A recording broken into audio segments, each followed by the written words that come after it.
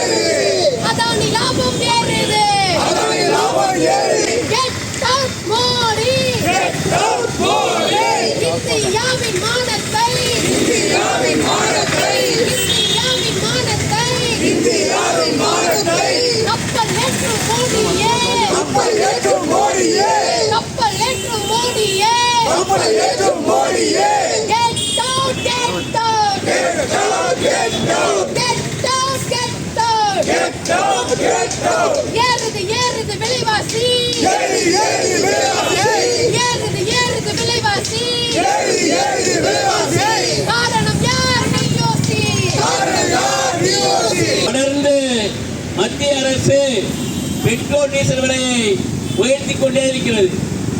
எங்களது கட்சி தலைவர்கள் கடந்த 2 மாதங்களுக்கு முன்பே மிக தெளிவாக அறிவித்தார்கள். 2-3 மாநிலங்களினுடைய தேர்தல் முடிந்த பிறகு மத்திய அரசு நிச்சயமாக பெட்ரோல் டீசல் விலையை உயர்த்தும் என்று எங்கள் இயக்கத்தினுடைய பெருந்தலைவர் முத்தரசன் அவர்கள் 2-3 மாதங்களுக்கு முன்பு தெளிவாக எடுத்துரைத்தார். அதனுடைய எதிரொலி மிக தெளிவாக 3 மாநிலங்களுடைய தேர்தல் முடிந்தவுடனே தொடர்ச்சியாக 1 முறை அல்ல 2 முறை அல்ல, இதோடு 4 முறை தொடர்ந்து பெட்ரோல் டீசல் விலை உயர்ந்து கொண்டிருக்கிறது.